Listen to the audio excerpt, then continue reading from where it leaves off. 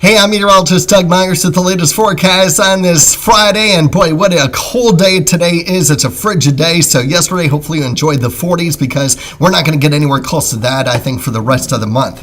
Temperatures today, a lot of these high temperatures have probably already occurred if you're watching this, especially after sunrise, because I think for the most part, we are in the single digits and low teens for daytime highs as colder air continues to filter into the area. Almost very similar to what we'll have tomorrow, after starting out close to 0 in the morning on your Saturday with snow in the forecast tomorrow. And then on Sunday, we might be able to sneak in some sun, but temperatures probably stay in the teens. If some areas are lucky enough to reach 20, that would be a win. That would definitely be a win. I would be shocked if we did reach 20 in some areas, especially with the fresh layer of snow that we'll have on the ground. So for today, I'm not concerned about any snow today. No snow today. No snow today. It is not today. I cannot stress that enough because I've heard people think that snow starts today. It does not. It starts tonight. And for many spots, it may not start until after midnight.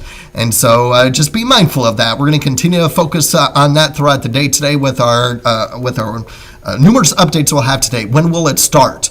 On the timing. I think a lot of areas will have that snow starting probably after about 9, 10 o'clock. And then we're just going to continue with that scattered threshold of snow throughout much of the day on Saturday and into Saturday night. This is part of a massive storm system that's going to turn into a huge mess down to the south for snow and ice in states that aren't used to it. Places like Oklahoma, Texas, Arkansas, Louisiana, a lot of the Gulf Coast states, Tennessee, the Virginia area, and the Carolinas.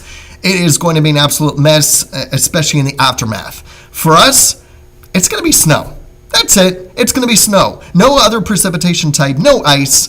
Not much as far as the aftermath is concerned. You'll be stuck in your home on Saturday.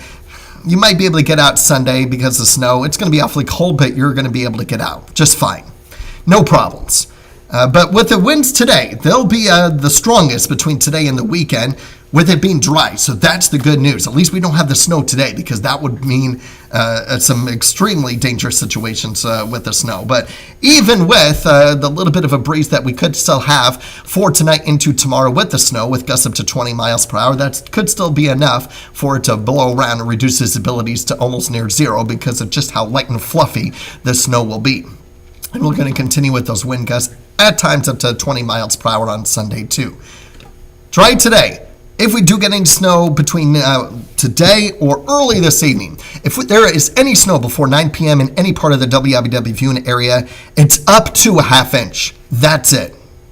After 9 o'clock, and from this model, really after later on in the evening and into the overnight periods, that's when we have that snow. Now, this model wants to have almost completely dry conditions tomorrow. That's the outlier. Most models do have snow all day tomorrow. And then you can see snow trying to develop again Saturday night. There is a chance that there might be a little bit of an area of dry period heading into tomorrow.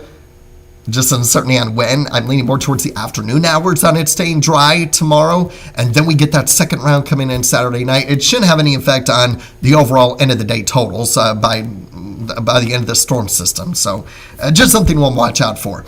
But that model that you just saw, even though it didn't show a whole lot, because of how cold it is, that really adds up with those snowfall totals. Many spots in that 4 to 6 inch range by 11 p.m.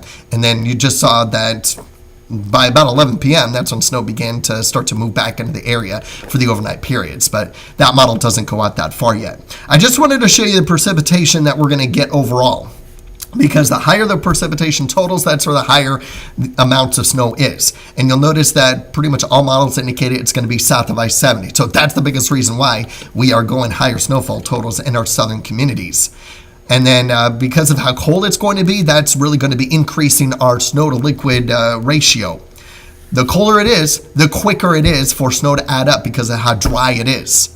And so that's the biggest reason why. So that's what we want to look at. So taking a look at the computer models here, which does take into account the temperatures, you'll notice that we are looking at higher snowfall totals, of course, south of I-70 for the majority of them.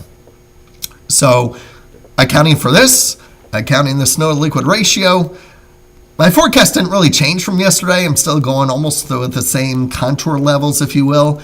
But I did adjust that northern tier 2 to 4 inches and then kept the other two tiers the same, 4 to 8 and 5 to 10. There could be a few areas that get up to a foot. That's possible, but certainly just prepare for the snow, and we'll continue to keep you updated. That is tonight through Sunday morning. Most of Sunday is dry. All of today is dry, but it's going to stay very cold. Now, temperatures next week, we'll have 20s and 30s. There's some uncertainty towards the end of the week on maybe some colder air working its way into the area, so that'll be something that we may have to adjust, but it does stay dry next week.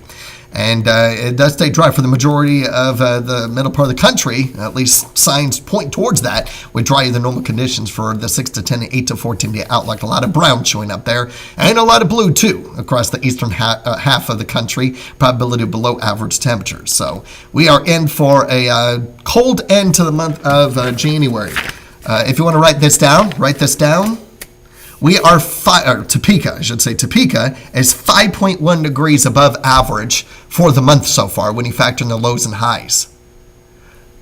Come back to me Monday when I record this on the morning. I'll tell you what it is at that time. See how much it changes. And I'll remind you of that 5.1 degree above average temperature. But it'll be interesting to see how quickly it comes down with how cold it's going to be for these next 3 days.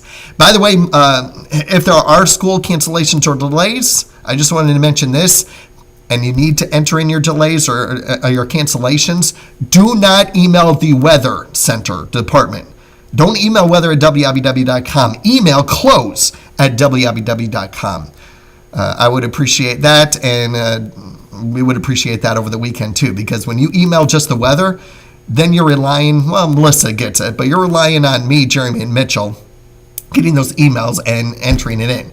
We're busy with the forecast aspect of it and doing streaming updates on the weather aspect, not the closing aspect. So if you do close at WIBW.com, that goes to actual news, the news department too, to where they have more time to be able to put your closing in a timely manner. So I just want to make sure that that's out there too, to make sure that if you do have closings and cancellations and delays because of the cold and or snow, you get it in there. We could have a lot of cancellations for schools on Monday, more so because of the cold. Snow, maybe not so because of the snow. I think we should be able to clear things out on Sunday fairly quickly, but it's going to be very, very cold on Monday morning. And that's when schools might be closed because of that, or at least delayed. So be aware of that on Monday. Have a great day. Stay safe this weekend, and stay updated.